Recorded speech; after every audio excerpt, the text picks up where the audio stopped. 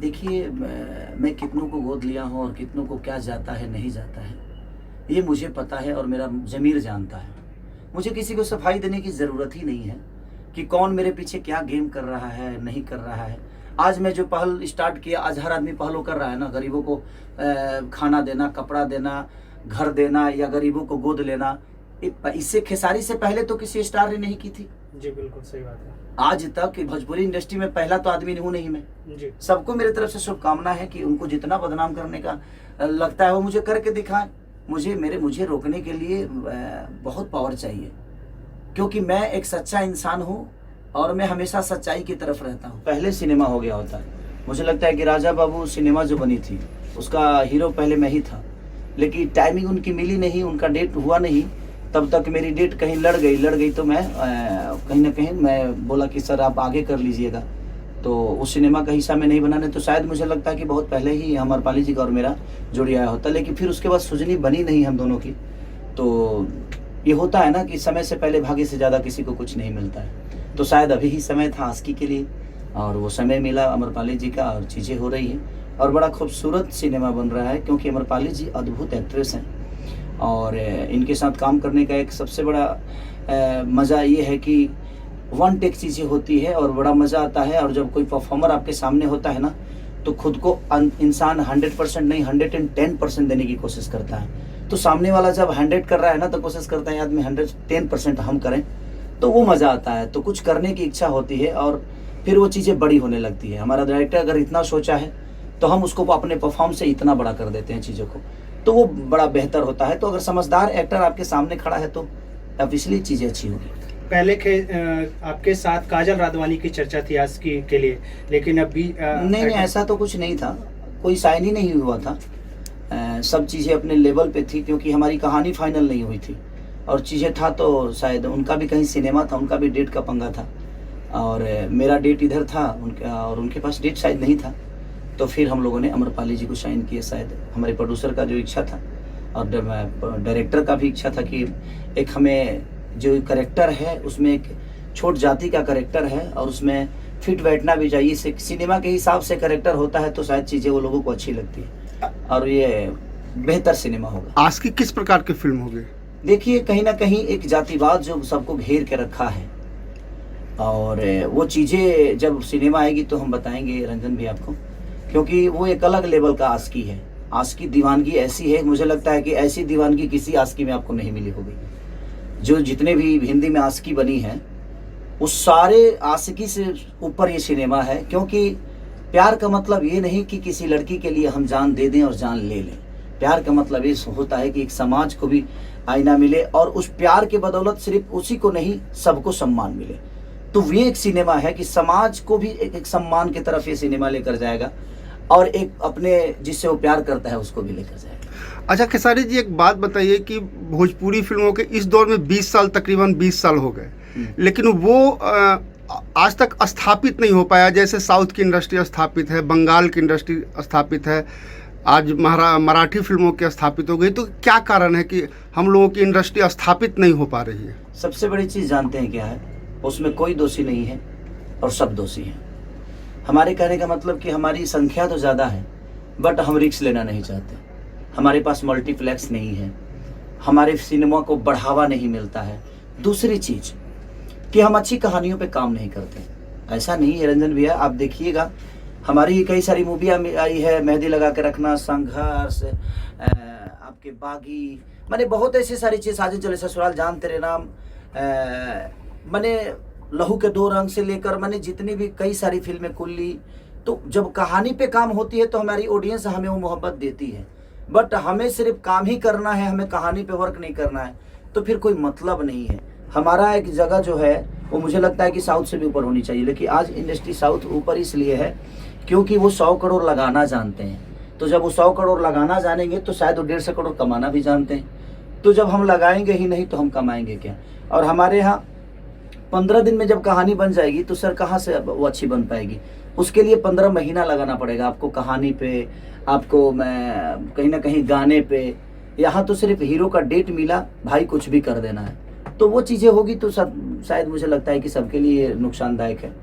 तो मैं आज की डेट में खुद ही कोशिश करता हूँ, खुद ही सोचता भी हूँ और कहीं ना कहीं हमारी सोच कामयाब भी होती है।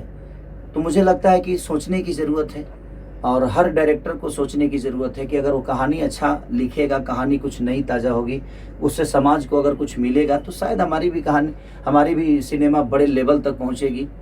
और मैं इसमें नेताओं को भी दोष इसलिए नहीं दे सकता कि अगर आप उस लेवल की सिनेमा बनाएंगे, जैसे कि मेरी मेहदी 3 अभी रिलीज हुई तो कई मल्टीप्लेक्स में लगी और बड़े अच्छे रिस्पॉन्स रहे उसके।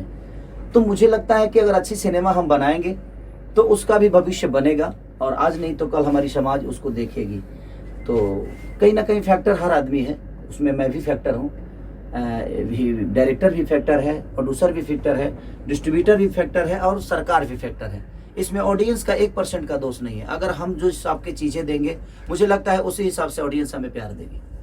अच्छा, पहले भोजपुरी फिल्मों का सबसे बड़ा मार्केट बिहार है, उसके बाद उत्तर प्रदेश है। तो पहले शूटिंग होती थी मुंबई में, फिर गुजरात में, अब ज़्यादातर शूटिंग हो रही है यूपी में। बिहार में क्यों नहीं हो रही है? देखिए, बिहार में नहीं होने का कारण व्यवस्था वो बिहार में नहीं मिल पा रहा है। और सब्सिडी, मान के चलिए कि जो लोग हैं कि कुछ सब्सिडी से सरकार का हेल्प मिल जाता है तो उनका शूटिंग का खर्चा, जो होटल का खर्चा, जो वहाँ पे बिल पे कर रहे हैं, आज यहाँ खाने का खर्चा, होटल का खर्चा, गाड़ी का खर्चा, तेल का खर्चा, क्रेन का खर्चा, मैंने जो चीज़ें खर्चा होता है तो कहीं ना कहीं सरकार उसको हेल्प कर देता है। तो सब्सिडी का जो जरिया है यूपी सरकार का, वो काबिलियत तारीफ़ है और इसके लिए मैं धन्यवाद देना चाहता हूँ इस सरकार को, जिन्होंने सब्सिडी का दौर चलाया और हर आदमी आज सब कहीं ना कहीं, कुछ जो फिल्में टूटती थी, जो प्रोड्यूसर बर्बाद हो जाते थे, तो कहीं ना कहीं सब्सिडी के आसरा से लोगों को बचे ना बचे लेकिन वो बर्बाद नहीं हो पाते हैं, तो फिर आगे हिम्मत करके वो चीज़ें बनाते हैं। अगर बिहार में भी सब्सिडी का अगर दौर चल गया तो शायद मुझे लगता है कि बिहार में भी सारे लोग शूट करेंगे। अगर वो व्यवस्था उस टाइप की हो गई तो शायद क्यों नहीं बिहार में शूटिंग होगी। सर, आपके पास एक आरोप लग रहा है, कुछ लोग सोशल मीडिया पे कह रहे हैं कि आप जिन बच्चों को गोद लिए हैं उनकी फीस नहीं दी जा रही है। तो इस पे पढ़ना भैया ने ऑलरेडी लाइव किया है, अखिलेश जी ने भी किया है, तो आपकी तरफ से क्या मैसेज है? देखिए, मैं कितनों को गोद लिया हूँ और कितनों को क्या जाता है नहीं जाता है ये मुझे पता है और मेरा ज़मीर जानता है। मुझे किसी को सफाई देने की ज़रूरत ही नहीं है कि कौन मेरे पीछे क्या गेम कर रहा है नहीं कर रहा है। आज मैं जो पहल स्टार्ट किया, आज हर आदमी पहल कर रहा है ना, गरीबों को खाना देना, कपड़ा देना, घर देना या गरीबों को गोद लेना। इससे खेसारी से पहले तो किसी स्टार ने नहीं की थी। जी बिल्कुल सही बात है। आज तक भोजपुरी इंडस्ट्री में पहला तो आदमी हूँ नहीं मैं जी, लेकिन मैंने स्टार्ट किया लोगों को दान करना, लोगों का हेल्प करना, लोगों के दुख में जाना, लोगों के दुख का हिस्सा बनना। तो आज सब लोग उस दुख का हिस्सा बन रहे हैं, तो मेरी तो जीत है ना। जी। अब लोगों को लगता है कि क्या है क्या नहीं, तो वहाँ वो स्कूल जानता है कि मैं क्या देता हूँ और वो मास्टर जानता है। हमें कहने का मतलब कि अगर ऐसे ही लोग बदनाम करते रहेंगे तो शायद मुझे नहीं लगता कि फिर दोबारा कोई हेल्प करने की कोशिश करेगा। मैं उन परिजनों से भी कहूँगा कि अगर किसी को लगता है, ये बताइए, आज उस लड़कों को मैंने सहारा दिया तभी तो ये विवाद हुआ। जी। अगर मैं नहीं गया होता और मैं उस जगह का हिस्सा नहीं बना होता तो शायद ये विवाद भी नहीं होता। जी। तो मैंने हेल्प करने की कोशिश की, लेकिन कुछ लोग हैं जो बड़े प्यारे लोग हैं, ऐसा नहीं कि वो भी अच्छे इंसान हैं। सबको मेरी तरफ से शुभकामना है कि उनको जितना बदनाम करने का लगता है वो मुझे करके दिखाएं।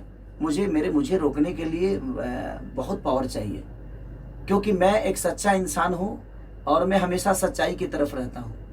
6 महीना में अच्छी बताइए कि 6-7 महीने से तो स्कूल ही बंद है, जी। तो कहाँ फीस दूँ? मैं ऐसे रोड पे फेंकते रहूँ फीस? बिल्कुल सही बात है। फीस तो आज 7-8 महीने से स्कूल हर जगह बंद है, जी। तो कहीं ना कहीं हम रोड पे फीस फेंकते तो नहीं रहेंगे ना। जी। मेरा मानना, जिनको जो बोलना है बोले, जिनको काम नहीं है सर वो क्या करेगा? कोई तो काम कर रहा है। आज बताइए कि मेरे पीछे कोई बोल रहा है तो बुरा कैसे है? बशर्ते ठीक है, उसका काम है बोलना। मैं अपने चीज़ों को ऐसा थोड़ी है जो उसके कहने से मैं किसी को हेल्प करना बंद कर दूंगा। जितना लोगों को बोलता है, कम से कम ये देख कर लोग आज दान तो करने लगे, नहीं तो कोई दान तक नहीं करता था। कलाकार को किसी पब्लिक से लेना देना ही नहीं होता था सर। जिस तरीके से आप बाढ़ पीड़ितों को मदद करते हैं, ठंडी में कंबल बांटते हैं, और तो उन लोगों के लिए क्या मैसेज जो गलत तरीके से आपको प्रमोट करते हैं, एक तरीके से बदनाम करने की कोशिश करते हैं? ऐसे ही बताइए, गलत तरीके से प्रमोट करने वाले तो एक ही 2 लोग होंगे, जी। लेकिन मुझे प्यार करने वाले करोड़ों में हैं। तो मैं उन 2 लोगों के बातों को लेकर मैं करोड़ों का हेल्प करना बंद कर दूं, ये तो मेरे नेचर में नहीं है। कि 2 लोग, देखिए हाथी हूं मैं और मैं चलूंगा, और मुझे कोई रोक ही नहीं सकता। बाकी जो भौंकने वाले हैं भौंके, मुझे कोई फर्क नहीं पड़ता। इसलिए फर्क नहीं पड़ता क्योंकि मैं उनके लिए सोचता ही नहीं। मैं सोचता उनके लिए हूँ जिन्होंने मुझे मोहब्बत देकर यहाँ तक बढ़ाया है। तो मैं चंद चीजों के लिए, जो मेरे बारे में क्या बोल रहा है, मैं तो सर न्यूज ही नहीं देखता, मैं फेसबुक तक नहीं चलाता। कुछ लोगों ने मेरा नंबर वायरल कर दिया, तो मैं नंबर ही दूसरे मोबाइल में डाल के उस मोबाइल को बंद कर दिया। दूसरा नंबर शायद सबके वहां, जिसका नंबर सेव है मेरे पास आता है जाता है, जिससे मुझे बात करनी है वो मुझे पता है, किससे मुझे बात करनी है।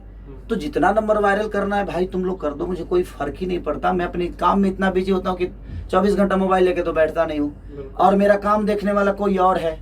तो जिनको जरूरत है खेसारी की, वो अपने आप वो संपर्क वहाँ करेंगे। सोनू जी हैं, विवेक जी हैं, तो सारे लोगों से मिल के काम तो हमारा हो ही रहा है। किसी के नंबर वायरल करने से मेरा काम बंद थोड़ी होने वाला है, और मैं परेशान थोड़ी होने वाला हूँ, नहीं होने वाला हूँ। इसलिए नहीं होने वाला हूँ कि मैं 1 2 3 4 5 लोगों के बोलने से मेरी जीवन तो नहीं चलती है। मुझे मोहब्बत देने वाले करोड़ों में है, 5 लोग भौंकने वाले हैं, तो उससे क्या फर्क पड़ता है? भौंकने दीजिए, कौन मेरे बारे में क्या बोलता है मुझे फर्क ही नहीं पड़ता। क्योंकि मैं अब छोटी छोटी चीजों पे फर्क डालना शुरू करूंगा, तो मेरा पोजीशन अब वो नहीं है कि मैं छोटी छोटी बातों को लेकर किसी से लड़ जाऊं, किसी से झगड़ जाऊं। और मैं हेल्प जो करने वाली चीजें हैं, मैं किसी को क्या देता हूं नहीं देता हूं, ये मेरा ज़मीर जानता है, और मैं जानता हूं, मेरे अपने जो लोग हैं वो जानते हैं। और इनके कहने से, किसी के कहने से मेरे ज़मीर को कोई असर नहीं पड़ने वाला है। जितना बदनाम करना है कोई कर दे। सब सीता इतनी बड़ी, हमारी रामायण की सबसे बड़ी अनमोल रतन न सीता थी, उन पे भी आचरण लगाने वाले लगाए ना जी। ऐसा तो नहीं। तो जब भगवान को किसी ने नहीं छोड़ा, भगवान को भी दोषी बना दिया, तो हम तो इंसान हैं। और ऐसे क्षुद्र लोग आएंगे आपके जीवन में, ऐसा नहीं है कि नहीं आएंगे। ऐसे भौंकने वाले हजारों आपके आएंगे, लेकिन आपका रास्ता कुछ अलग है। आप अपने रास्तों के मत छोड़िए, इनको भौंकने दीजिए। जितना भौंकना है भौंकेंगे, शांत हो जाएंगे। मैं इसलिए नहीं बोल रहा हूँ कि मैं सीधा आदमी हूँ। किसी और के लिए भौंकेंगे तो अपने आप आदत बनी रहेगी तो अच्छी रहेगी ना। मैं तो बिगाड़ता हूँ, मैं आदतों में लाता हूँ। नहीं बोलने का कारण मेरा यही है कि आप बोलो, मैं नहीं बोलूँगा। मैं नहीं बोलूँगा तो शायद ये, अगर आपके नेचर में चीज़ें रहेगी तो आप किसी को ऐसे ही बोलोगे। तो हर आदमी खेसारी तो नहीं है, तो फिर आपका अपना खुद ही समझ में आ जाएगा कि आप किस लेवल के हो और क्या हो।